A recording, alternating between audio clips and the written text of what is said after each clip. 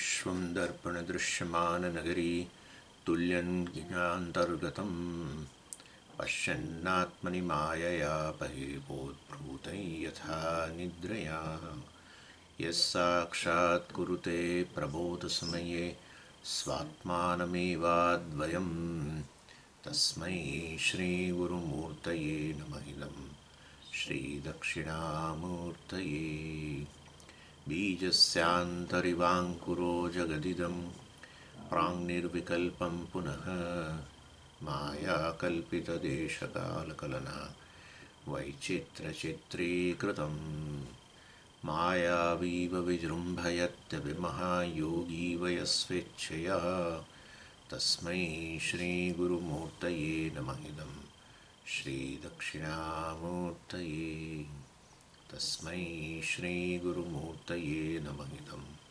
श्रीदक्षिणामूर्तये ॐ सहना भवतु सहनौ भुनक्तु सह वीर्यङ्करवावहै तेजस्विनावधीतमस्तु मा विद्विषावहै ॐ शान्तिः शान्तिः शान्तिः सदाशिवसमारम्भां शङ्कराचार्यमध्यमाम् अस्मदाचार्यपर्यन्तां वन्दे गुरुपरम्पराम् ॐ छठो अनुवाक असन्नेव स भवति असद्ब्रह्मेति चेदवेत् असद्ब्रह्मेति वेद चेत् अस्ति ब्रह्मेति चेद्वेद सन्तमेनन्ततो विदुरिति तस्यैष एव शारीर आत्मा यः पूर्वस्य अथातोऽनुप्रश्नाः उत विद्वानमुल्लोकं प्रेत्य कश्चन गच्छति आहो विद्वानमुल्लोकं प्रेत्य कश्चित् समश्नुता सोकामयत बहुस्यां प्रजा येति स तपोतप्यत स तपस्तप्त्वा इदगुं सर्वमसृजत यदिदं किञ्च तत्सृष्ट्वा तदेवानुप्राविशत तदनुप्रविश्य सच्चत्यच्चाभवत् निरुक्तञ्च निरुक्तञ्च निलयनञ्च निलयनञ्च विज्ञानञ्च विज्ञानञ्च सत्यञ्चानृतञ्च सत्यमभवत् यदिदं किञ्च तत्सत्यमित्याचक्षते तदप्येष શ્લોકો ભવતિ. એટલે અત્યારે સૃષ્ટિની ચર્ચા ચાલી રહી છે. સો કામયત, પરમેશ્વરે કામના કરી, એ પણ આપણે જોયું. કામના કરી એટલે એનો શું અર્થ કરવો વગેરે, ભગવાનમાં કામના સંભવે કે ન સંભવે વગેરે એ આપણે ચર્ચા કરી હતી. કારણ કે સામાન્ય રીતે અજ્ઞાનીમાં કામના સંભવે, પરમેશ્વર તો પૂર્ણ કામ છે, એમને વળી કામના કેવી રીતે સંભવે, એ પણ ચર્ચા આપણે થઈ ગઈ. અને સૃષ્ટિના સંદર્ભમાં એટલે એણે આ રીતે એ સૃષ્ટિની કામના કરી. બહુશ્યામ પ્રજાએ, હું જ બહુ બની જાઉં, ઉપાદાન કારણનો નિર્દેશ થાય છે. સ તપોતપ્યત સ તપસ્તપ્ત્વા, એ પણ જોયું તો આપણે ભગવાન એના માટે તપશ્ચર્યા કરી. એટલે કઈ તપશ્ચર્યા, ભગવાનને વળી શેની તપશ્ચર્યા કરવાની, એ પણ અર્થ આપણે જોયો. તપનો અર્થ શું કરવાનો. ઇદગુમ સર્વમ સૃજત, આ બધું આ સમગ્ર જગતનું એણે આ રીતે સર્જન કર્યું. યદિદં કિંચ, જે કંઈ જણાય છે, યદિદં કિંચ, જે કંઈ છે આ જગતની અંદર, ઇદમ કિંચ યદ તત્ સૃષ્ટવા, એ જે કંઈ છે જગતની અંદર જે સર્જાયું, તત્ સૃષ્ટવા એને સર્જન કરીને તદેવાનુપ્રાવિશત, એણે આ જગતનું સર્જન કર્યું અને પછી જગતની અંદર ઝંપલાવ્યું, અર્થાત એમાં પ્રવેશ કર્યો. એટલે આ પ્રશ્ન છે, આ પ્રવેશ એટલે શું? તમે પાછું એક બાજુ કહો છો કે યદિદં, આ જગત જે છે એ બધું બહુશ્યામ પ્રજાએ, આમ તો વાસ્તવની અંદર બહુશ્યામ પ્રજા એટલે હું જ બહુ બધું બની જાઉં, મતલબ કે એ તો ઉપાદાન કારણ છે. તો ઉપાદાન કારણ જ હોય તો પછી પ્રવેશ કરવાનો ક્યાં પ્રશ્ન છે? માટીએ ઘડવાનું સર્જન કર્યું અને પછી એની અંદર પ્રવેશ કર્યો, આવું તો કંઈ હોતું હશે. એટલે હવે આ અનુપ્રવેશ શ્રુતિ જે છે એનું મોટું ડિસ્કશન છે. એટલે પ્રવેશ વાક્યાર્થ વિચાર જે છે એ ચાલી રહ્યો છે. ઘણા બધા આચાર્ય જે છે, ઘણા બધા પૂર્વ પક્ષ માં રજૂ કરે છે અને પછી બતાવશે છેલ્લે આપણો પક્ષ. પણ એ પહેલાં અનેક કોઈ કહે છે ના ના આ રીતે સર્જન, આ રીતે પ્રવેશ કર્યો, કોઈ કે આ રીતે પ્રવેશ કર્યો. પૂર્વપક્ષી અનેક રીતે કહે છે અને એમાં પૂર્વપક્ષી અને સિદ્ધાંતિ વેદાંતિ જે છે એની વચ્ચે પાછો એક ત્રીજી વ્યક્તિ પણ છે. એ પણ વચ્ચે વચ્ચે કંઈક આપણે કહે ને કોઈ ટાપસી પૂરે જેવું, એટલે એ પણ કંઈક વચ્ચે કહે છે. આપણે તો ઘણું બધું એમાં જોઈ ગયા છીએ, પણ પાછો આ વચ્ચે બ્રેક પડ્યો હતો ને એટલે સહેજ તમને ફરીથી તદેત ચિંત્યમ પ્રાવિશત ઇતિ. આચાર્ય કહે છે આ તો ચિંતા અને આ તો ચિંતન કરવું જોઈએ, અથવા એનાલિસિસ કરવું જોઈએ કે આ કઈ રીતે પ્રવેશ થયો ભગવાનનો. કિંગ યહ સ્રષ્ટા સ તેનૈવ આત્મના અનુપ્રાવિશત ઉત અન્યેન ઇતિ કિમ તાવદયુક્તમ ત્વા પ્રત્યે શ્રવણાત યહ સ્રષ્ટા સ એવ અનુપ્રાવિશત ઇતિ. એટલે આ સર્જન કરીને પ્રવેશ કર્યો તો એ પરમાત્મા એની અંદર એ રૂપમાં પ્રવેશ્યો કે બીજા રૂપમાં પ્રવેશ્યો? કારણ કે એના એ રૂપમાં તમે કહો છો ના પ્રવેશી શકે, એ તો ઉપાદાન કારણ છે, તો પછી બીજા રૂપમાં પ્રવેશ્યો? તો કે ના ના ના ના ના ના, આ બે જે વ્યૂ છે એ રૂપમાં પ્રવેશ્યો કે અન્ય રૂપમાં પ્રવેશ્યો, એ બે જે દ્રષ્ટિબિંદુ છે એમાંથી વાસ્તવમાં આવે છે કે ભાઈ એ જ રૂપમાં પ્રવેશે. કેમ?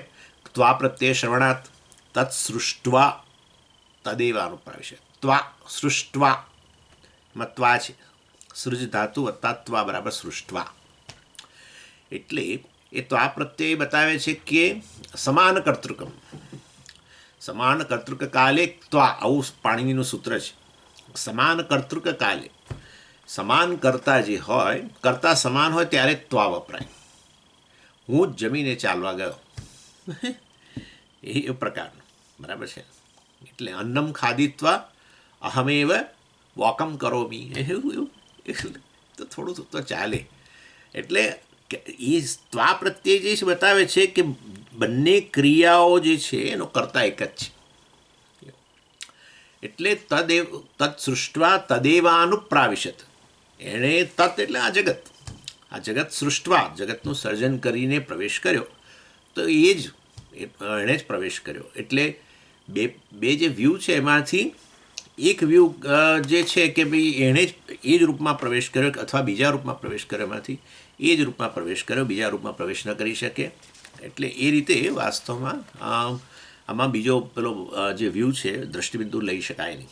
નનુ નયુક્તમ મૃદવચ્ચેત કારણ બ્રહ્મ તદાત્મકત્વાત કાર્યસ્ય કારણમેવ હિ કાર્યાત્મના પરિણતમ તતઃ અપ્રવિષ્ટસ્ય ઇવ કાર્યોત્પત્તેઃ ઊર્ધ્વં પૃથક કારણસ્ય પુનઃ પ્રવેશः અનુપપન્નઃ નહીં ઘટપરિણામ વ્યતિરેકેણ મૃદઃ ઘટે પ્રવેશः અસ્તિ.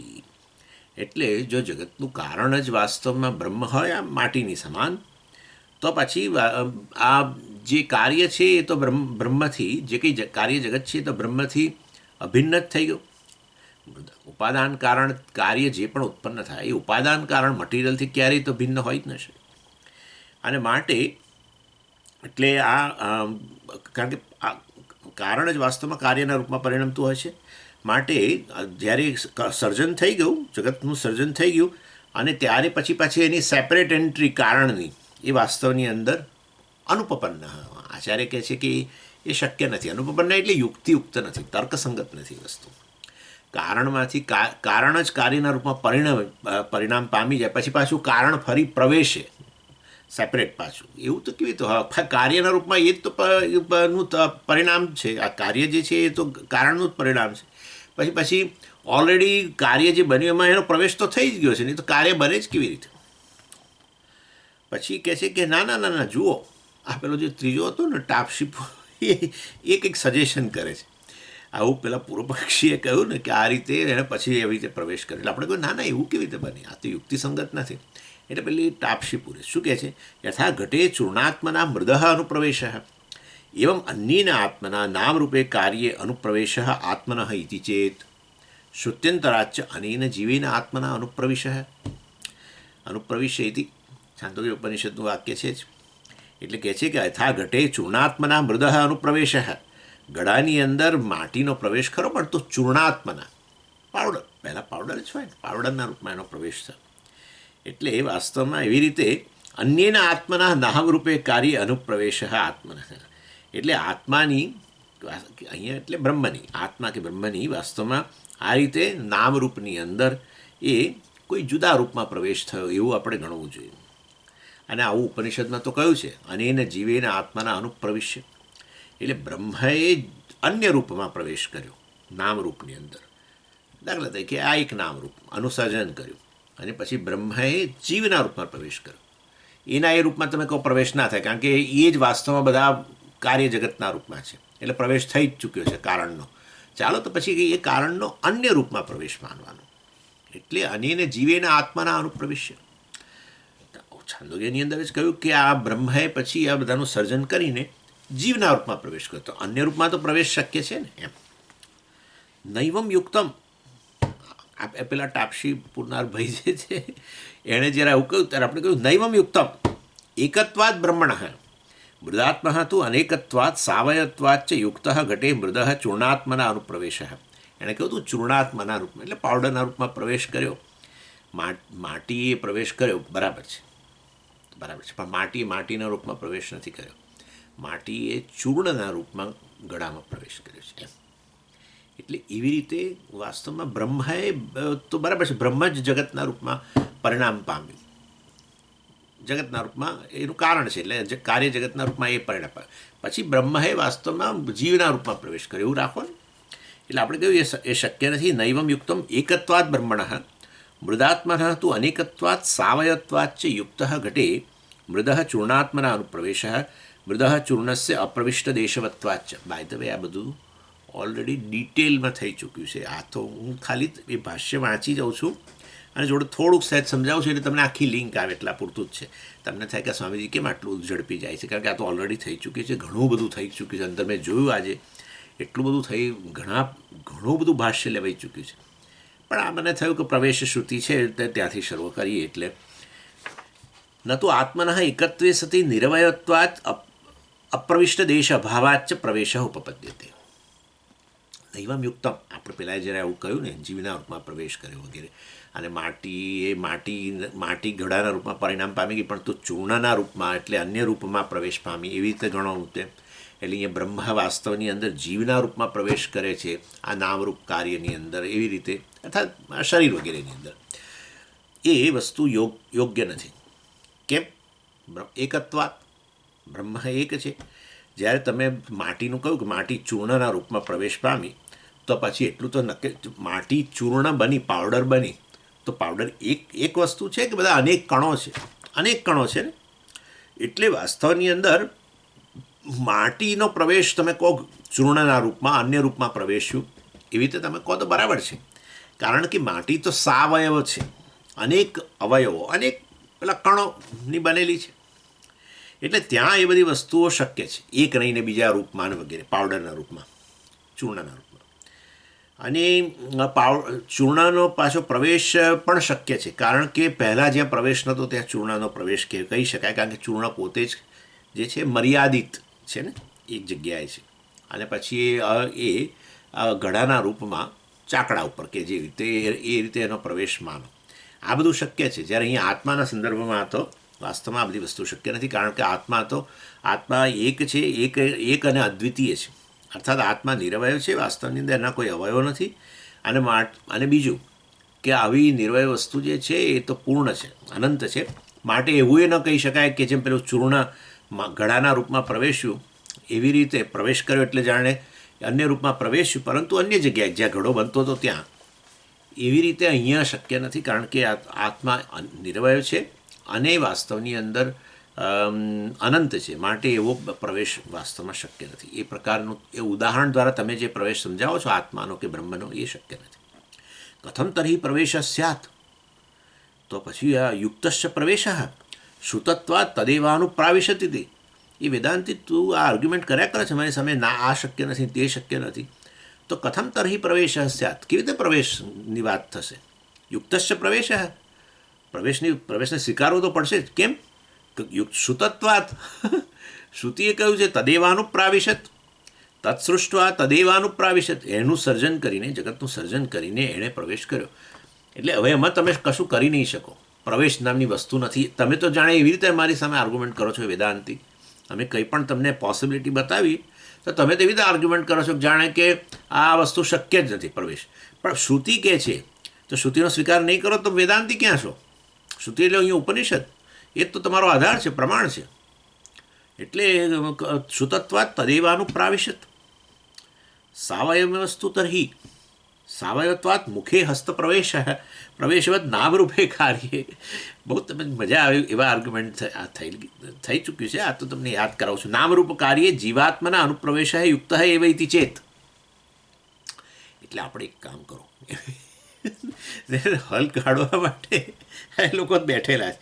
એટલે એ કહે છે કે ના, આ તો સ્વીકારવું તો પડશે જ, પ્રવેશ શ્રુતિ તો પ્રવેશ કર્યો છે તો સ્વીકારવું જ પડશે. તો આપણે એક વસ્તુ રાખો કે આપણે ચાલો બ્રહ્મા એક છે, બધું બરાબર છે, પરંતુ એક હોય એ વસ્તુ નિરવયવ છે કાઢી નાખો. કારણ કે કોઈ પણ એક વસ્તુ અનેક અવયવોની બનેલી છે. એક ફૂલ અનેક અવયવોનું બનેલું છે, અનેક પાંખડીઓ, પેલી પુંકેસરો, આ તે બધું. કોઈ પણ એક વસ્તુ એક છે જ નહીં. તો એકત્વાદ બ્રહ્મણ હોય, એકત્વાદ બ્રહ્મણ, બ્રહ્મ એક છે, બરાબર છે. પરંતુ આપણો પેલો તમારો જે આર્ગ્યુમેન્ટ છે નિરવયવ છે, એ કાઢી નાખો તો સાવયવ કરી દો. અને સાવયવ કરી દો, એક જ બ્રહ્મ અનેક અવયવવાળું, તો એક અવયવનો બીજા અવયવમાં પ્રવેશ શક્ય છે. એમાં ક્યાં? અને એના માટે સરસ સમજાવે છે. હસ્ત સાવયવત્વાત મુખે હસ્તપ્રવેશ, શરીર એક જ છે, બરાબર, પણ છતાંય શરીરનો જ જાણે કે પ્રવેશ. કઈ રીતે? શરીરના એક અવયવનો બીજા અવયવમાં પ્રવેશ.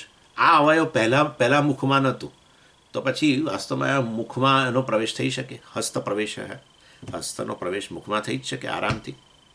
એટલે એક જ શરીર, એક જ બ્રહ્મ, આવું સાવયવ કહો તો પછી એ બ્રહ્મનો પ્રવેશ એટલે કે એના એક અવયવનો બીજા અવયવમાં પ્રવેશ શક્ય છે.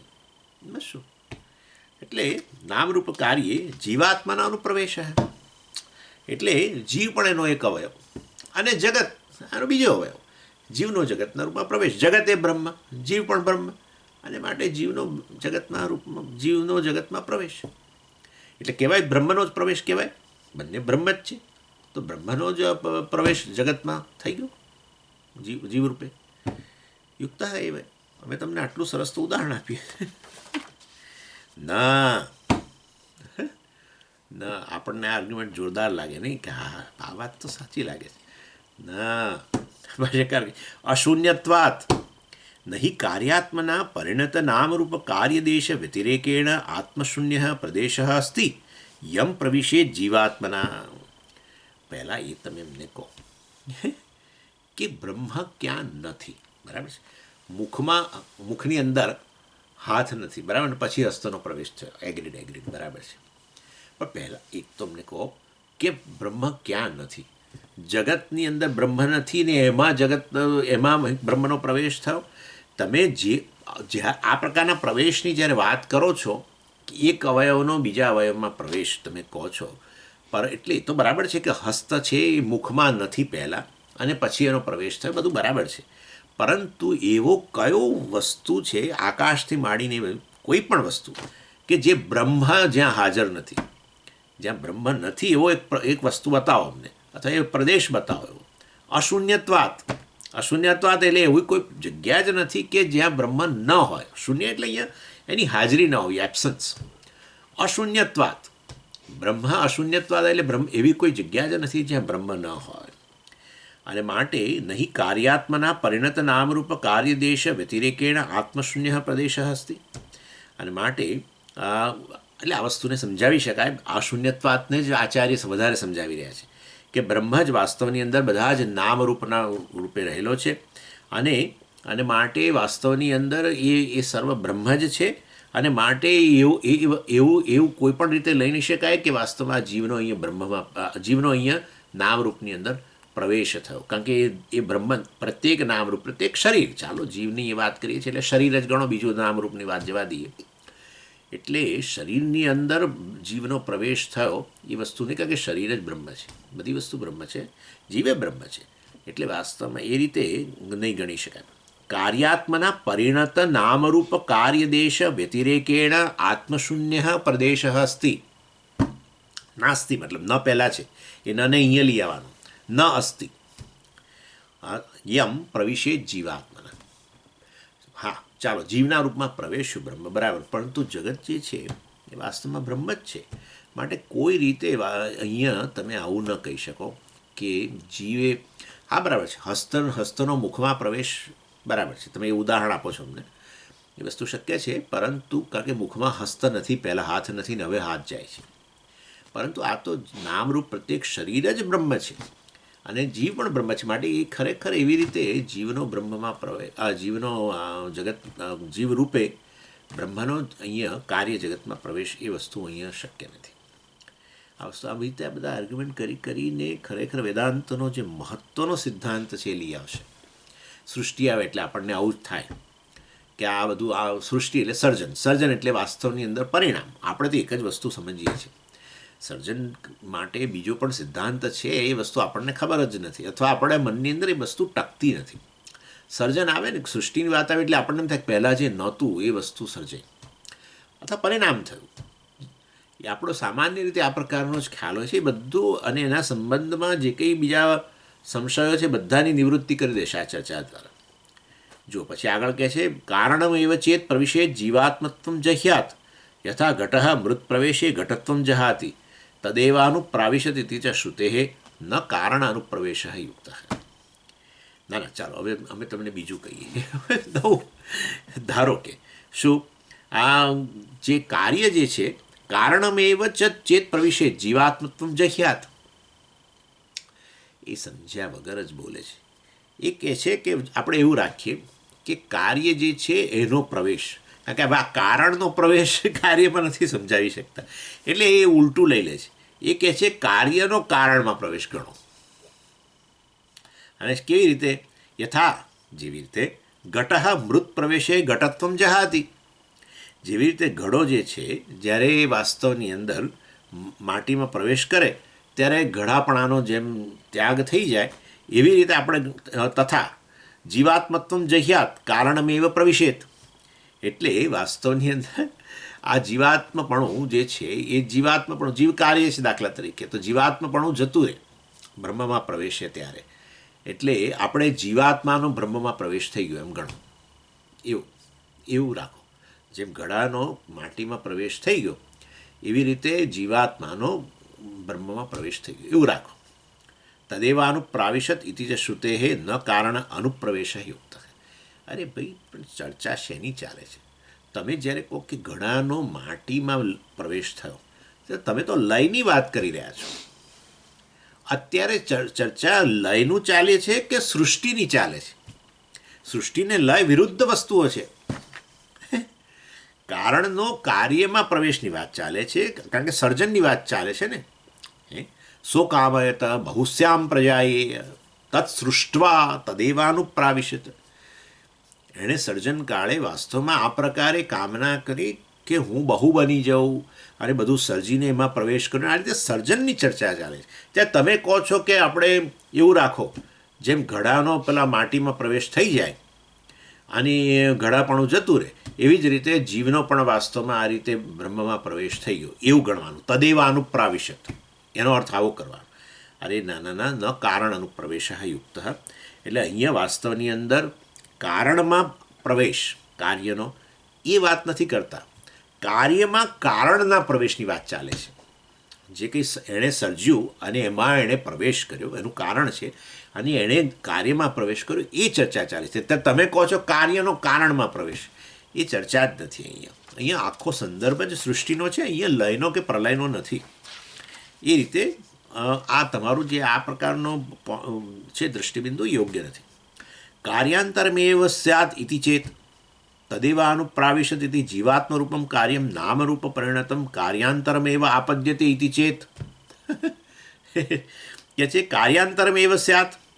સારું, ચાલો હવે સમજી ગયા અમે. પરંતુ એક આપણે એવું રાખીએ કે કાર્યાંતરમેવ, એક કાર્યનો બીજા કાર્યમાં પ્રવેશ થઈ ગયો. કાર્ય, તમે કહો છો કાર્ય શું છે? કારણ જ છે અલ્ટિમેટલી. તો આપણે એવું ગણો કે કારણ છે એ કાર્યના રૂપમાં પરિણમ તો થયું, પરંતુ પછી એ અન્ય કાર્યના રૂપમાં એનો પ્રવેશ ગણી લેવાનો. એટલે એઝ્યુમિંગ એ ફોર્મ ઓફ અનધર ઇફેક્ટ એમ. એટલે અહીંયા વાસ્તવમાં આ તદેવાનું પ્રાવિશત ઇતિ જીવાત્મ રૂપમ કાર્યમ નામરૂપ પરિણતમ કાર્યાંતરમેવ આપદ્યતે. બાપરે, જબરું. એટલે આમાં શું છે કે જો સૃષ્ટિમાં છે ને બે સ્તર છે. કારણ જે છે એ સર્જાય સૃષ્ટિના રૂપમાં, કાર્યના રૂપમાં, ત્યારે એના બે લેવલ હોય. એક તો છે સૂક્ષ્મ લેવલ અને પછી સ્થૂળ લેવલ. એટલું તો ખરું ને, સૂક્ષ્મ સ્તરની સૃષ્ટિ છે એ પણ કારણ જ છે, અને કાર્ય પછી સ્થૂળ સ્તરની સૃષ્ટિ છે એ પણ છેવટે તો કારણ જ છે. એટલે એ કહે છે કે આપણે એવું રાખીએ કે આ સૂક્ષ્મ જે છે એનો સ્થૂળમાં પ્રવેશ, સૂક્ષ્મ છેવટે બ્રહ્મ જ છે, કારણ જ છે. જે કંઈ સૂક્ષ્મ જગત બનશે એ પણ, અને પછી આ સ્થૂળ જગત છે એ પણ વાસ્તવમાં કારણ બ્રહ્મ જ છે. તો આપણે અહીંયા કહે છે તર્ત સૃષ્ટવા તદેવાનું પ્રાવિશત, એટલે આપણે પહેલાં ગણવાનું તર્ત સૃષ્ટવા દ્વારા કે એણે આ જીવોનું સર્જન કર્યું. સૂક્ષ્મ જીવ એટલે સૂક્ષ્મ, આપણે એ રીતે ગણીએ. અને પછી એ જ જીવ જે છે વાસ્તવમાં કાર્યાંતરમેવ, એ જ પછી જીવ જે છે એ આ શરીર વગેરેની અંદર પ્રવેશી ગયો, અર્થાત એ શરીર રૂપે બની ગયો. અને આ વસ્તુ આમ સાચી લાગે છે, કારણ કે તમે જીવની વાત કરો ત્યારે હંમેશા કોણ આપણે વાત કરીએ છીએ, જીવની વાત કરો એટલે ના સમજી, જીવ એટલે આ સૂક્ષ્મ અંદર રહેલો છે, કોઈ નથી કહેતું. જીવ એટલે અહીંયા એક વ્યક્તિ, બરાબર ને, આટલું તો આપણે કહીએ જ છીએ. એટલે જીવ જ્યારે બોલીએ ને ત્યારે આપણે આ સ્થૂળ શરીર સહિત જ લેતા હોઈએ છીએ. અનેક જીવો આ જગતમાં વસે છે, આવું કહીએ ને આપણે, અનેક જીવો વસે છે, અનેક પ્રકારના જીવો છે, આવું બધું બોલીએ છીએ. અનેક પ્રકારના જીવો છે તો તમે શું સૂક્ષ્મ શરીરને આધારે અનેક પ્રકાર બતાવો છો કે સ્થૂળને આધારે? સૂક્ષ્મ શરીર તો જોઈ શકતા નથી, જોઈ શકવાના નથી, માટે તો સૂક્ષ્મ કહ્યું છે. અને ઇનફેક્ટ સૂક્ષ્મ સ્તરે તો બહુ ઝાઝો ભેદ નથી દેખાતો. જે કંઈ તમને દેખાય છે ને ભેદ, એ બધો સ્થૂળ સ્તરનો જ ભેદ દેખાય છે. એટલે તમે જ્યારે કહો અનેક પ્રકારના જીવો છે, ત્યારે તમે એ જીવને શરીર સહિત લો છો. એટલે એ વસ્તુને જાણે કે આધાર રૂપે લે છે. કાર્યાંતરમેવ સ્યાત, એટલે વાસ્તવમાં પહેલાં બ્રહ્મ જીવના રૂપમાં, સૂક્ષ્મ જીવના રૂપમાં બની ગયો, અને પછી તદેવાનુપ્રાવિશત, જીવના રૂપમાં એ જ છે, અને પછી એણે જ પ્રવેશ કર્યો શેમાં? આ સ્થૂળ શરીરો વગેરેમાં, અર્થાત સ્થૂળ શરીરોના રૂપમાં પરિણામ પામી ગયો. તદેવાનુપ્રાવિશિતથી જીવાત્મ રૂપમ કાર્યમ નામરૂપ પરિણતમ કાર્યાંતરમ. નામરૂપ એટલે અહીંયા દેહ વગેરે છે એ અન્ય કાર્યના રૂપમાં આપદ્યતે, એ રીતે એનો એ મોડિફાય પરિણામ પામી ગયો. પહેલાં જીવના રૂપમાં સર્જાયો, બરાબર, અને પછી એણે આ સ્થૂળ દેહ વગેરેમાં પ્રવેશ કર્યો. તત્સૃષ્ટવા તદેવાનુપ્રાવિશત. તત્સૃષ્ટવા એટલે જીવોની સૃષ્ટિ કરી, સૂક્ષ્મ જીવોની, અને પછી એ જ વાસ્તવમાં સૂક્ષ્મ જીવોની સૃષ્ટિ કરી, કારણ જ બ્રહ્મ જ જીવના રૂપમાં, બરાબર. અને પછી એનો શેમાં પ્રવેશ? સ્થૂળ શરીરમાં પ્રવેશ. બોલો કેટલું સરસ અમે તમને સમજાવી દીધું. એટલે આ રીતે ગણી લો છે ને, ફળદ્રુપ ભેજો ના ના, એટલે આપણો જે ન છે બહુ વજનદાર ન છે, એટલે વિરોધાત. તમે બધું બોલે રાખો છો શ્રુતિનું વાક્ય સમજાવવા માટે, પણ શ્રુતિના વાક્યનો આ પ્રકારે અર્થઘટન કરીને તમે શ્રુતિની જ વિરુદ્ધ જઈ રહ્યા છો. વિરોધાત નહીં ઘટઃ ઘટાંતરમ આપદ્યતે વ્યતિરેક શ્રુતિ વિરોધાચ જીવસ્ય નામરૂપ કાર્ય વ્યતિરેક અનુવાદિન્ય શ્રુતય વિરુદ્ધેરન. આ તમે જે કહો છો એ વસ્તુ શક્ય નથી. અને પેલું કે ને આ લોકો અંગ્રેજીમાં બ્લેટન્ટ કોન્ટ્રાડિક્શન, આ તો ઉઘાડે છોગ તમે વિરુદ્ધ બોલી રહ્યા છો, શ્રુતિની વિરુદ્ધ.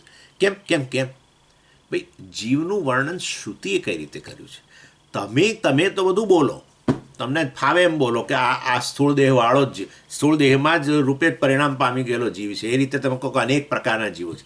ભાષાના જે શબ્દો છે ને, ખરેખર ઓનેસ્ટલી કહું તો ભાષાના શબ્દો બધા જ મિનિંગફુલ શબ્દો છે, બધા જ, રાઈટ. કોઈ આપણી ભાષામાં ગટાપુટા પક્કાબુકા આવું બધું બોલે તો કોઈ આપણે એને કંઈક ગણતા નથી, એમ કંઈક લવારો કરે છે. પણ જે કંઈ અત્યારે હું બોલું છું, એક શબ્દોનો અર્થ તો છે જ, પણ એક શબ્દોનો અર્થ શ્રુતિ, એ આપણે જે બોલીએ છીએ ભાષાની અંદર, એ ભાષાના શબ્દોનો અર્થ શ્રુતિ જે અર્થ સિદ્ધ કરવા માગે છે એ ક્યાંય ત્યાં સુધી એની પહોંચ જ નથી. કારણ કે આપણો બધો વ્યવહાર જે છે, ભાષા બનાવેલી છે મનુષ્ય, અને પ્રત્યેક મનુષ્ય જે છે એ જન્મથી જ અજ્ઞાન લઈને આવેલો છે.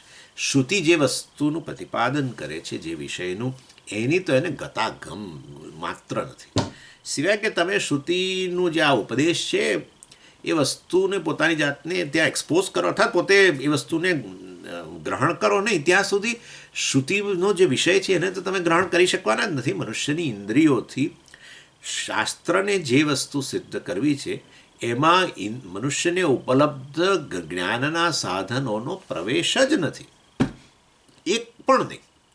ન કર્મકાંડના વિષયો કે ન આત્મા એટલે વેદાંતના વિષયો, જ્ઞાનકાંડ કશામાં નહીં. દેવતાઓની વાત કરો, ક્યાં તમે કઈ રીતે સિદ્ધ કરો?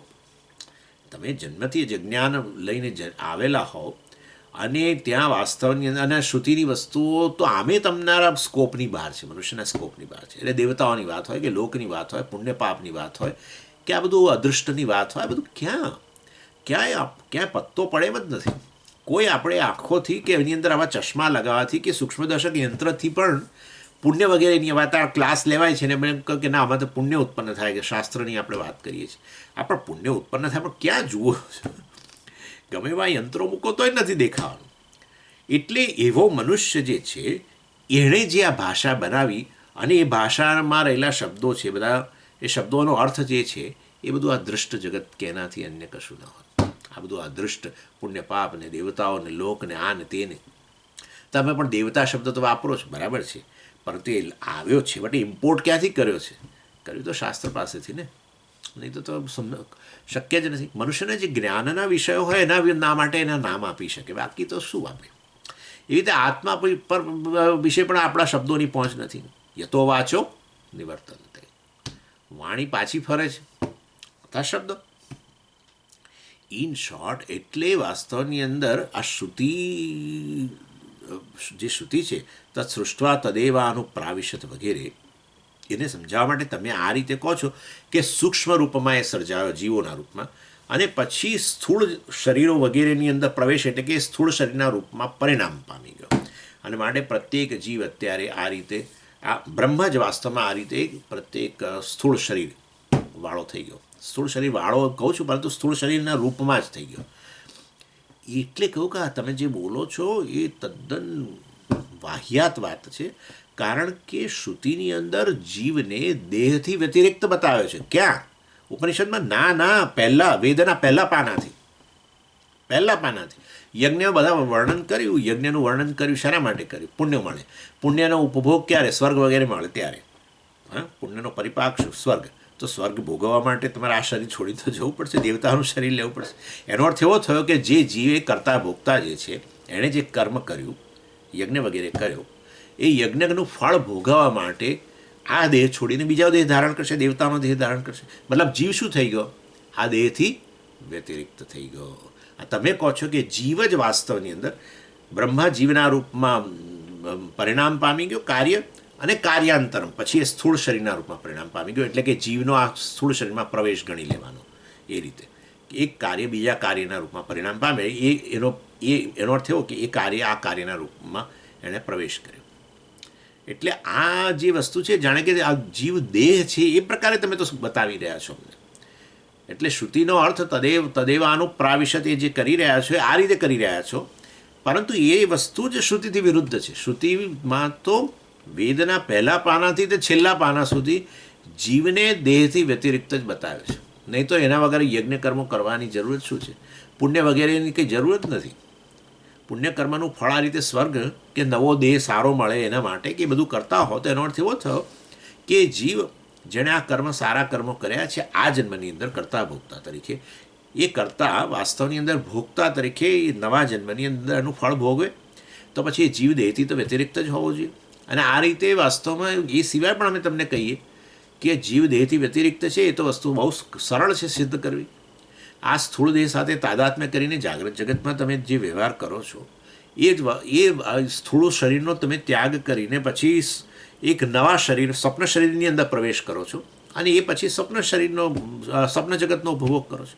સ્વપ્ન જગતનો ભોગ કરવા માટે આ દેહ કામ લાગે એવો નથી, ના લાગે. અને આ જગતનો ભોગ કરવો તો સ્વપ્ન દેહની કામ લાગે. જુદો દેહ જોઈશે. શું કરો? આવું જ છે. ના ના, હું તો સ્વપ્નનો દેહ, જે સપનામાં મારું જે શરીર હતું ને, અને જે રીતે મેં સ્વપ્ન જગતની અંદર હું ફરતો હતો ને, એ જ એનાથી જ અત્યારે આ જાગ્રત જગતમાં ફરું છું. તો ભાઈ તમને લઈ જવા પડે કોઈ સાયકાટ્રિસ્ટ પાસે કે કંઈ, મુશ્કેલી છે. અર્થાત ડિસ્ટિંક્ટ અવસ્થાઓ છે. જાગ્રત જગત, આ સ્થૂળ જગત જે છે, જાગ્રત જગત છે, એનો ઉપભોગ કરવા માટે દેશકાળ સહિત જે પણ છે જગત, એ જગતનો ઉપભોગ કરવા માટે આ સ્થૂળ દેહ જોઈશે. અને હવે ઇન્દ્રિયો વગેરે દ્વારા એનો ઉપભોગ થશે. ત્યાં જુદી ઇન્દ્રિયો, જુદો દેહ વગેરેમાં, અને એના દ્વારા તમે સ્વપ્ન જગતનો ભોગ કરશો. તેનો અર્થ એવો થઈ ગયો કે એ ભોગતા જે છે, જે જીવ છે, ચાલો, જે જીવ પહેલાં જાગ્રત પુરુષ તરીકે હતો, એ જીવ હવે આ સ્થૂળ દેહ વગેરેનો ત્યાગ કરીને, આ ઇન્દ્રિયો વગેરેનો જાણે કે ત્યાગ કરીને, નવા ઇન્દ્રિયો, નવી ઇન્દ્રિયો, નવો શરીર વગેરે દ્વારા, સ્વપ્ન શરીર, સ્વપ્નની ઇન્દ્રિયો વગેરે દ્વારા, સ્વપ્ન મન વગેરે દ્વારા વાસ્તવમાં સ્વપ્ન જગતનો ઉપયોગ કરે છે. આ વસ્તુ સિદ્ધ છે. અને વળી એવું એ નથી કે દેહવાળો જ રહે. દેહવાળો રહે તો તમે કહી દો પાછા કે ના ના, જીવ દેહના રૂપમાં પરિણામ જ પામી ગયો છે, કારણ કે દેહથી અન્ય જીવનું અસ્તિત્વ સિદ્ધ નથી થઈ શકતું. પણ થઈ શકે છે. અને વળી એક વધારવાની વ્યવસ્થા છે કે જેની અંદર નથી સ્થૂળ દેહ, કે નથી આવો સૂક્ષ્મ સ્વપ્નનો દેહ, બરાબર છે, છતાં તમારું અસ્તિત્વ તો છે. એટલે એવું, એનો અર્થ એવો થયો કે વાસ્તવમાં જીવ દેહ રૂપે પરિણામ પામી ગયો. તમે જે બતાવવા માગો છો અમને, પહેલાં જીવ ને પછી એ દેહના રૂપમાં પરિણામ પામી ગયો, અને એ રીતે તમે આનું પ્રવેશ શ્રુતિ સમજાવવા માગો છો, એ વસ્તુ શક્ય જ નથી. કારણ કે જીવ, આ તમારા અનુભવની વસ્તુ છે કે જીવ દેહથી અતિ વ્યતિરિક્ત છે. શાસ્ત્ર શ્રુતિ કહે છે કે જીવ દેહથી સ્થૂળ જે છે, એ જીવ આ સ્થૂળ દેહથી ભિન્ન છે, એ વસ્તુ શાસ્ત્ર પણ કહે છે. માટે વાસ્તવમાં આ વસ્તુ સ્વીકારી ન શકાય કે પહેલાં જીવ સૂક્ષ્મના રૂપમાં, મતલબ બ્રહ્મ સૂક્ષ્મ જગતના રૂપમાં, જીવોના રૂપમાં એનું કારણ, અને પછી સ્થૂળ શરીર વગેરેના રૂપમાં પરિણામ પામી ગયો. અને એ રીતે આ બ્રહ્મા જે જીવના રૂપમાં હતો, એ હવે જાણે કે આ કાર્ય જગત, એટલે કે આ સ્થૂળ દેહ વગેરે જે છે, અન્ય કાર્ય, એના રૂપમાં એનો પ્રવેશ થયો, એવું અહીંયા ન બતાવી શકાય.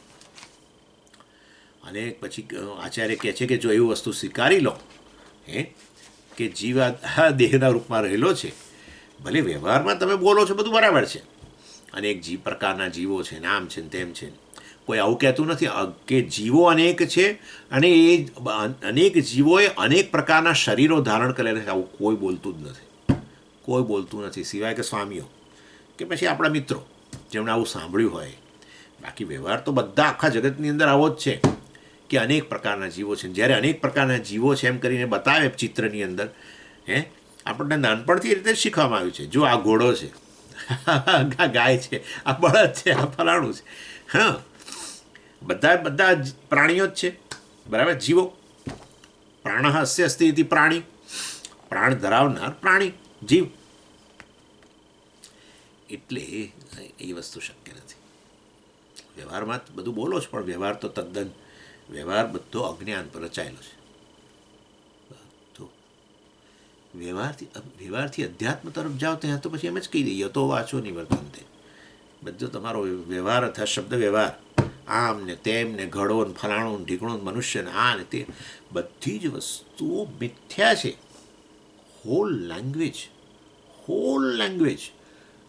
આ અને શબ્દ વ્યવહાર, બધો વ્યવહાર મિથ્યા છે. વ્યવહાર કરનારો મિથ્યા છે, વ્યવહાર મિથ્યા છે, વ્યવહારમાં વાપરતા શબ્દો બધાનો અર્થ છે, અને એ બધા જગતના વિષયો મિથ્યા છે. જ્યાં એ સર્વ બધું મિથ્યા હોય તો એ બધાનું સત્ય હોવું જોઈએ. અને એ જ અદ્વૈત સત્ય છે. અને ત્યાં અદ્વૈતની વાત આવે છે, ત્યાં વ્યવહાર બિલકુલ શાંત થઈ જાય છે. તો વાંચો નિવર્તન થઈ. માટે વાસ્તવની અંદર આ જીવો બધા આ રીતે પરિણામ પામી ગયા દેહના રૂપમાં વગેરે, એ વસ્તુ તમે બિલકુલ ખોટું વાત કરો છો. તદાપત્તો મોક્ષ અસંભવાત છે. લો, આચાર્ય કહે છે કે જો એ વસ્તુ સ્વીકારી લો કે જીવ આ રીતે કાર્યાંતર દેહ વગેરેના રૂપમાં પરિણામ પામી ગયો, તો હવે મોક્ષ જ શક્ય નથી. નહીં યતઃ મુચ્યમાન તદેવ આપદ્યતે, નહીં શૃંખલાપત્તિ બધ્ધસ્ય તસ્કરાદેહે. એટલે આ તો શેના જેવું થયું કે વાસ્તવ કે આ વ્યક્તિ જે છે એ તમે તમારી જાતને દેહ કહો, એટલે કેટલી વસ્તુઓને તમે ઇન્વાઇટ કરી. બધી મુશ્કેલીઓને ઇન્વાઇટ કરી. તમે એમ કહો કે હું દેહ છું એટલે મર્યાદા, જન્મ મરણ, પુણ્ય પાપ, અને પછી દેહની જે કંઈ બધી તકલીફો છે બધી મારી જ તકલીફો થઈ ગઈ.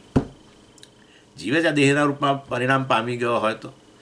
એટલે વાસ્તવની અંદર ઇનફેક્ટ તમે મુક્તિ જે છે, મુક્ત થવાની વાત ક્યારે આવે કે જ્યારે તમે હું આ દેહ નથી એ વસ્તુ સમજો ત્યારે તો જ મુક્તિની વસ્તુ શક્ય છે.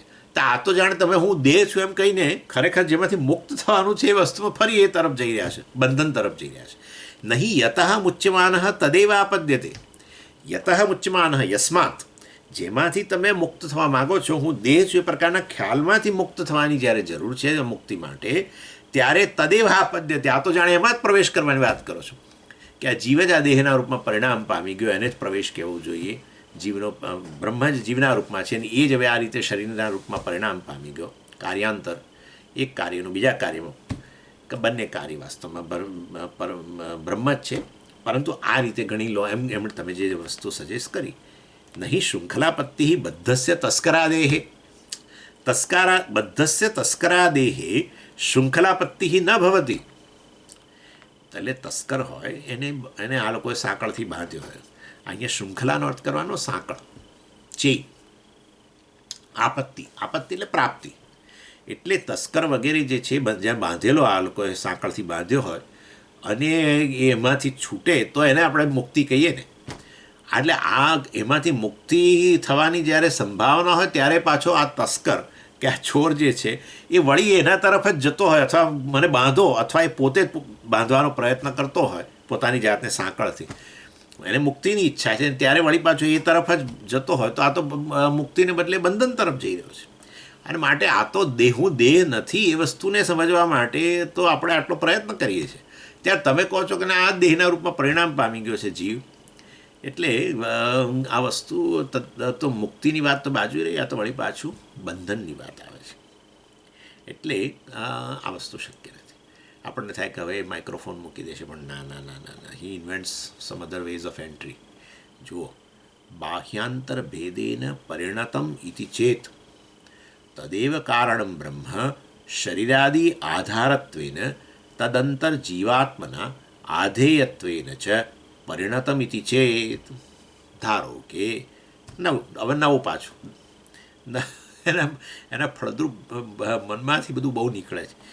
ધારો કે આપણે એવું માની લઈએ કે બ્રહ્મ જે છે એ વાસ્તવમાં એ આ રીતે પોતાની જાતને આ રીતે વિભાગ કરી નાખ્યો સૃષ્ટિ વખતે. શું? આની એટલે સૃષ્ટિ વખતે વિભાગ કરી નાખ્યો, એક બાહ્ય અને એક અંદર, એવો વિભાગ કરી દીધો. એટલે શું પણ એટલે કહે છે કે બ્રહ્મ જે છે વાસ્તવમાં જે કારણ છે એ જ વાસ્તવમાં એણે આ રીતે પરિણામ પામી ગયો. એટલે આ શરીર વગેરે બની ગયો, બરાબર છે, એ આધાર બાહ્ય ગણો.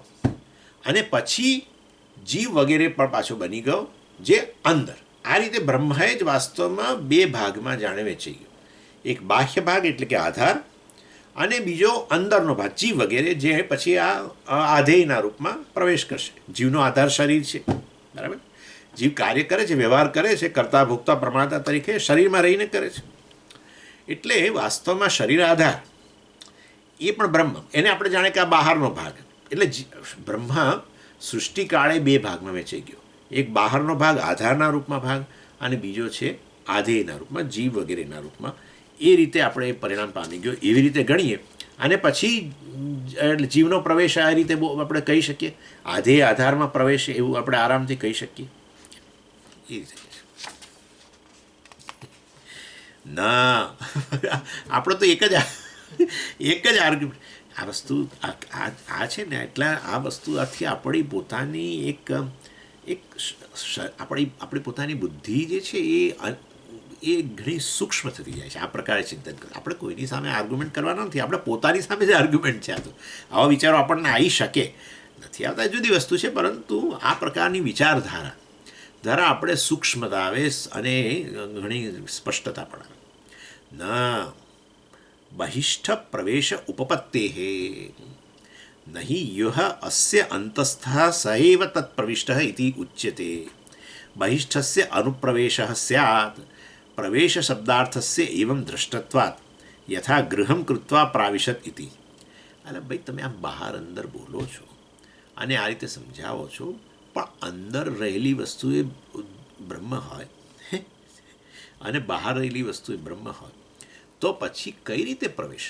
પ્રવેશ જ્યારે તમે શબ્દ વાપરો છો, જરા વિચાર તો કરો. પ્રવેશ શબ્દ શાના માટે વાપરો? દાખલા તરીકે વ્યક્તિએ ઘરમાં પ્રવેશ કર્યો, આવું બોલો, બરાબર છે? પ્રવેશ શબ્દ ત્યારે વાપરો. તો વ્યક્તિ જે ઘરમાં નહોતી એ પ્રવેશ. વ્યક્તિ ઘરમાં હતી અને છતાંય એણે પ્રવેશ કર્યો, આવું બોલો. વ્યક્તિએ ઘરમાં પ્રવેશ કર્યો ત્યારે શું હોય કે વ્યક્તિ ઘરમાં નહોતી અને હવે અંદર દાખલ થઈ. એટલે અહીંયા તો આપણે ચર્ચા છે કે બ્રહ્મ જ વાસ્તવની અંદર સર્વકાય છે. ત્યારે આ બ્રહ્મનો પ્રવેશ માટે તમે આ પ્રકારે અંદરના બહાર બે ખ્યાલ લાવો. એ કહ્યું કે સ્થૂળ શરીર વગેરે પણ જે છે, જે આધાર છે, જે બહાર ગણાય, આધાર ગણાય, અને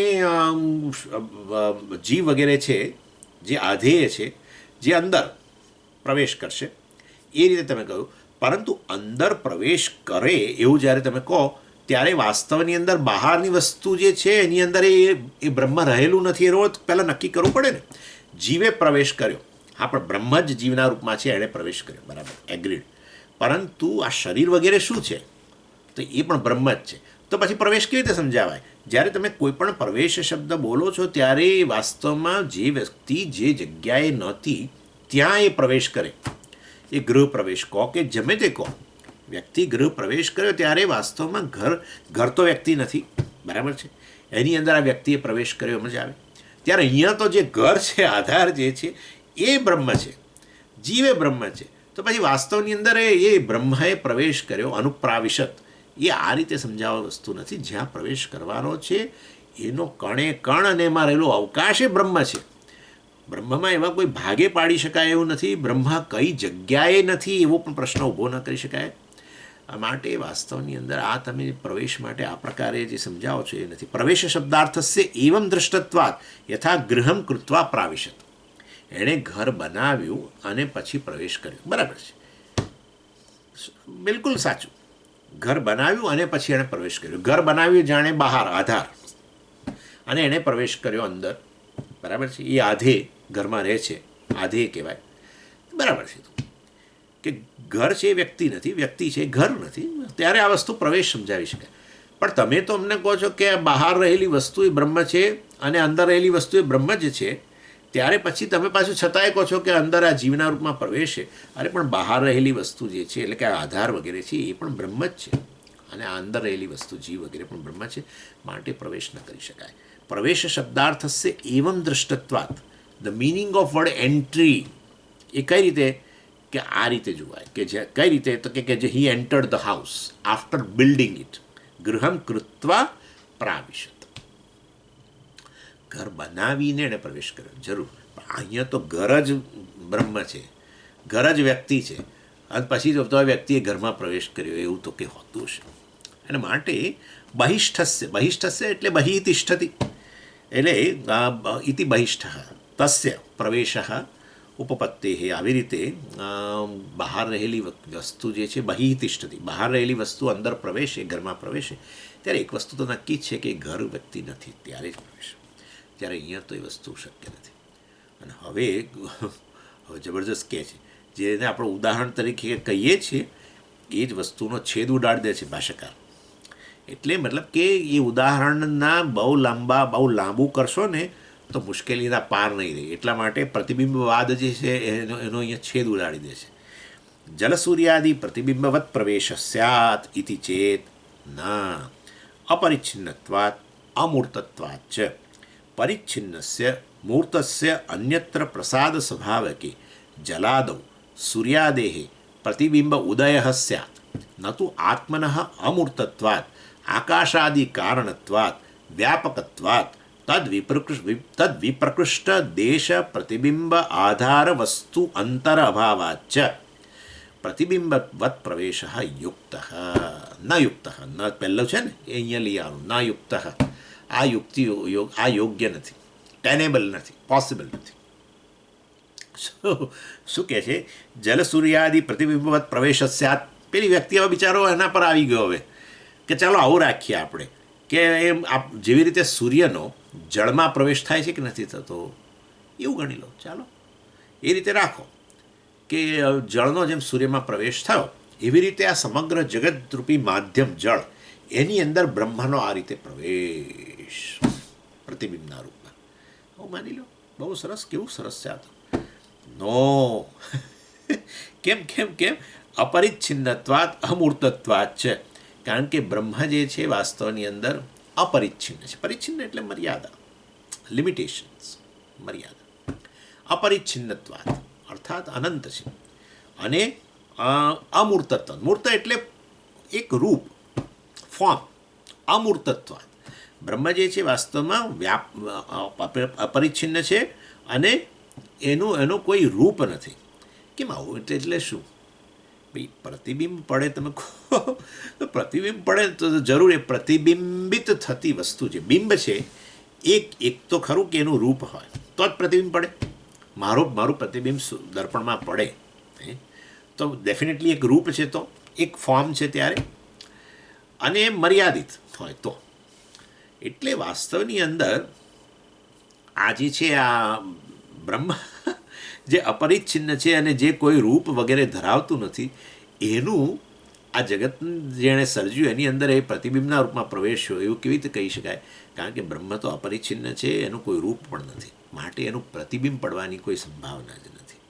એટલે આ રીતે વાસ્તવની અંદર જલાદૌ એટલે પરિચ્છિન્નસ્ય મૂર્તસ્ય, આચાર્ય સમજાવે છે, પરિચ્છિન્નસ્ય મૂર્તસ્ય અન્યત્ર પ્રસાદ સ્વભાવકે જલાદૌ સૂર્યાદેહે પ્રતિબિંબ ઉદય સ્યાત. આ વસ્તુ શક્ય છે. શું?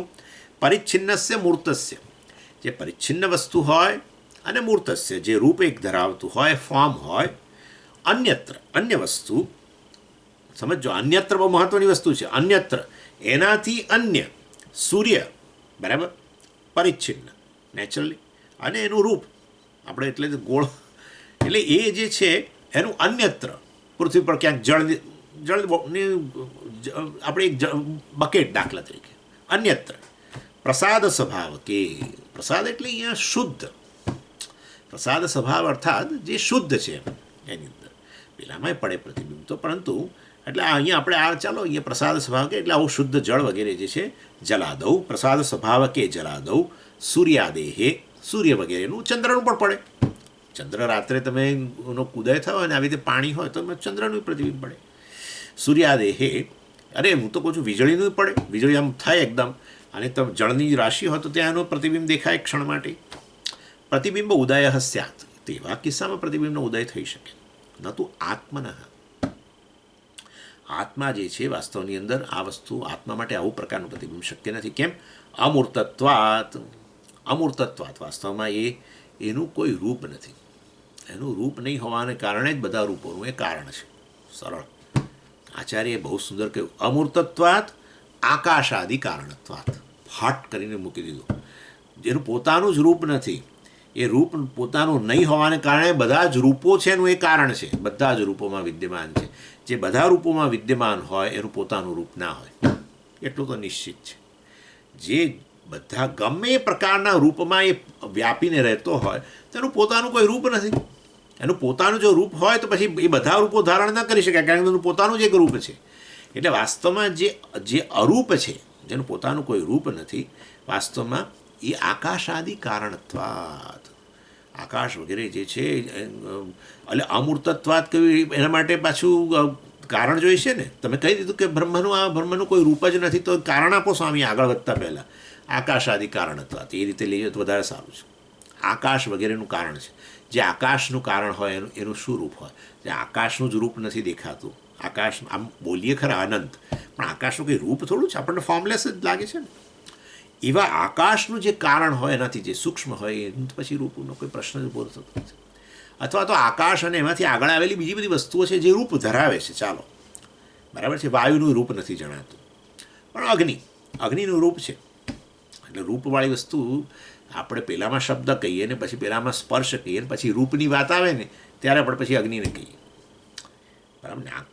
શબ્દ કોનો ગુણ? તો કે આકાશનો. સ્પર્શ કોનો ગુણ? તો કે વાયુ. રૂપ કોનો ગુણ? તો કે હા અગ્નિ. અગ્નિનું રૂપ છે નેચરલી. એટલે આ રીતે આગળ વધો પછી બધી વસ્તુ રૂપવાળી જ થઈ ગઈ. જળ હોય કે આ હોય પૃથ્વી વગેરે કે એમાંથી આવતી પછી બીજી બધી વસ્તુ ભૌતિક વસ્તુ બધી રૂપવાળી. એટલે બધી રૂપવાળી વસ્તુઓ જે છે મૂર્તામૂર્ત વસ્તુ એનું જે કારણ છે એનું તો કોઈ રૂપ જ નથી, અમૂર્તત્વાત. અને જે અમૂર્ત હોય ને જેનું રૂપ ના હોય એ વસ્તુ આપોઆપ કેવી થઈ ગઈ ખબર છે? વ્યાપક થઈ ગઈ. રૂપ હોય તો પછી હાઇટ, લેન્થ, વિડ્થ બધું આવે. ગમે હોય ને ગમે એવી મોટું હોય, ઘણું મોટું હોય, પણ એનું એની એક માપ છે. એટલે જેનું રૂપ હોય એનું માપ હોય, મોટું નાનું જે પણ હોય જ. તો પછી જો જે સ્વભાવથી જ આવું અરૂપ છે, ફોર્મલેસ છે, તે વસ્તુ આપોઆપ જ વ્યાપક થઈ ગઈ. કઈ દ્રષ્ટિએ? દેશની દ્રષ્ટિએ વ્યાપક થઈ ગઈ. અર્થાત દેશમાં મર્યાદિત, અવકાશમાં મર્યાદિત વસ્તુ જે હોય એનું રૂપ જ હોય, લંબાઈ, પહોળાઈ, ઊંચાઈ જે પણ. પરંતુ આ તો આકાશ વગેરેનું પણ કારણ છે. અને એ જે અરૂપ છે એની વસ્તુ કેવી છે? વ્યાપક છે. આકાશનું કારણ વિચાર કરો. આકાશ જેમાંથી આવું આવે છે એ વસ્તુ કેવી હોય? અનંત જ હોય, વ્યાપક, સર્વવ્યાપી. તદ વિપ્રકૃષ્ટ દેશ પ્રતિબિંબ આધાર વસ્ત્વંતર અભાવાચ પ્રતિબિંબવત પ્રવેશ ન યુક્ત. એટલે વળી વિપ્રકૃષ્ટ એટલે દૂર, સન્નિકૃષ્ટ એટલે નજીક, વિપ્રકૃષ્ટ એટલે દૂર. એટલે કે છે એટલે વળી પાછી વધારે આર્ગ્યુમેન્ટ કરે છે કે ભાઈ એવી કોઈ વસ્તુ જ નથી જે બ્રહ્મથી અભિન્ન હોય. વિપ્રકૃષ્ટ દેશ પ્રતિબિંબ આધાર વસ્ત્વંતર અભાવાચ. એટલે મેં તમને કહ્યું હતું પેલું અન્યત્ર સૂર્ય એક જગ્યાએ છે, એનું પ્રતિબિંબ અન્યત્ર જળમાં, અહીંયા બીજા કોઈ ગ્રહોમાં જો જળ હોય તો ત્યાં એનું પ્રતિબિંબ પડતું હશે. આ પ્લુટો વગેરે મેં સાંભળ્યું હમણાં કે પ્લુટો હવે એવું થતું જાય છે કે પ્લુટોને આપણા સૂર્યગ્રહનો અને સભ્ય નહીં ગણવાનો, સૂર્યમંડળનો, સોરી, પ્લુટોને ગણવાનો જ નહીં. એના માટેના હજારો કારણ આપ્યા. પણ એક વસ્તુ મેં વાંચી ત્યારે મને શોક લાગ્યો કે સૂર્યના પ્રકાશને પ્લુટો સુધી પહોંચતા 5.5 કલાક થાય છે.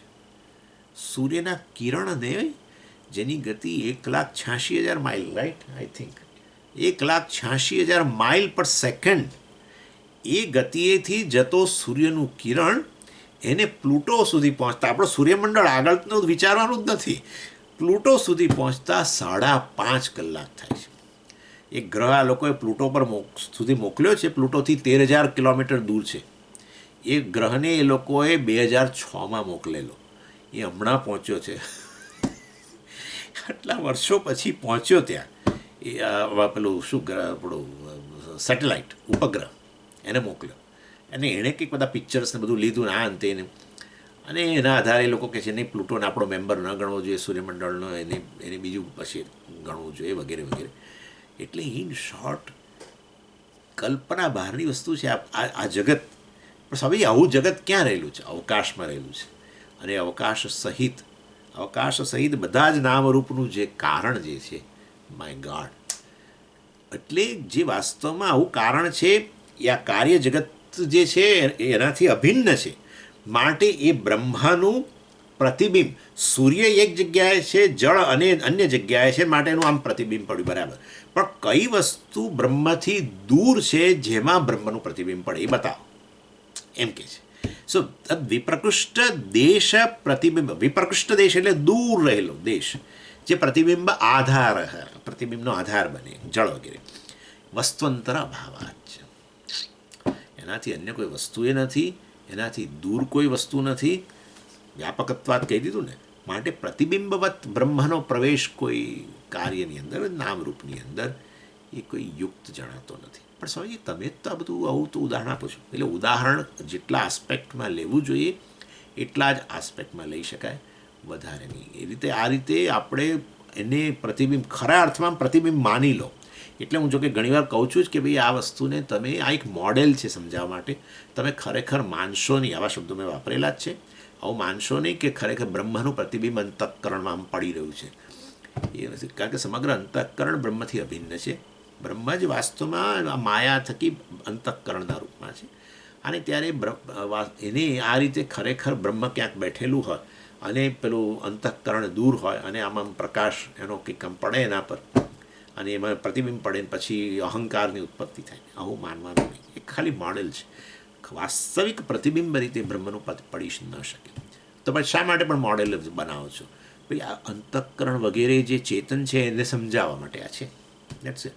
પણ અંતઃકરણ ચેતનવંતું બને છે અને આ બધી વસ્તુઓ તો પછી સાચી થઈ ગઈ ને, એ આખું મિથ્યા છે. મિથ્યાને અંતર્ગત જ આ મોડેલ છે સમજાવવા માટે મોડેલ એ ખોટું છે અને આ વસ્તુ એ ખોટી છે. અંતઃકરણ પહેલાં જડ હતું ને હવે ચેતન બન્યું, આવી આ વસ્તુ જ તદ્દન ખોટી, આ વાહિયાત વાત છે. અંતઃકરણ જડ હતું અને પછી ચેતનવંતું બન્યું તો જરૂર પ્રતિબિંબ પડ્યું. પાણી એમનેમ હતું અને હવે પાણી પ્રકાશિત થઈ ગયું. કેમ? કારણ કે પેલો સૂર્યનો ઉદય થયો. હાલા પણ અહીંયા તો સમગ્ર અંતઃકરણ બ્રહ્મથી ચૈતન્યથી અભિન્ન છે, માટે સદાય એ ચેતનવંતું જ છે. તો સદાય ચેતનવંતું હોય તો પછી અનકોન્શિયસ વગેરે ક્યાંથી તમે બોલો છો? અનકોન્શિયસ માઇન્ડ ને બધું વાસ્તવની અંદર તો અંતઃકરણ જે છે, જે અભિન્ન છે, એ આ રીતે બ્રહ્મથી અભિન્ન રહીને જ ઉદય પામે છે, જેને જાગ્રત અવસ્થા કહેવાય.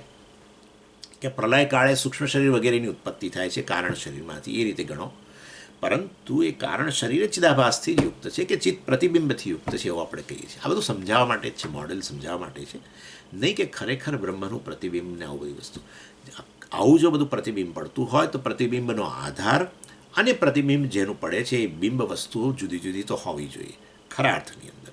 આવું કશું છે જ નહીં. કારણ કે આ જ શ્રુતિ જે આવું કદાચ સમજાવે કે આચાર્યો સમજાવે એ જ આગળ જતાં પછી કે આ બધું બ્રહ્મ જ છે, બ્રહ્મથી અન્ય કશી જ વસ્તુ સાચી નથી. માટે એ બધું એકમાત્ર બ્રહ્મ જ હોય તો પછી કોણ પ્રતિબિંબનો આધાર ને શેનું પ્રતિબિંબ બિંબ જુદું ને આ બધી વાત ખાલી એક મોડેલ સમજાવવા પૂરતી હતી. સમજાઈ ગયા પછી વાસ્તવમાં એ મોડેલ જ દૂર કરી દેવામાં આવે. મોડેલ તો કેવળ એક આપણે આધાર લઈએ છીએ, દ્રષ્ટાંત લઈએ છીએ, એટલે દ્રષ્ટાંતના કેટલાક અંશમાં જ એનું સામ્યતા આપણે ગણવી જોઈએ. હવે આ વસ્તુમાં આગળ ચર્ચા આવતી. ઓમ પૂર્ણમદ પૂર્ણમિદમ પૂર્ણાત પૂર્ણમુદચ્યતે પૂર્ણસ્ય પૂર્ણમાદાય પૂર્ણમેવાવશિષ્યતે. ઓમ શાંતિ શાંતિ શાંતિ. હરિ ઓમ શ્રી ગુરુભ્યો નમઃ. હરિ ઓમ.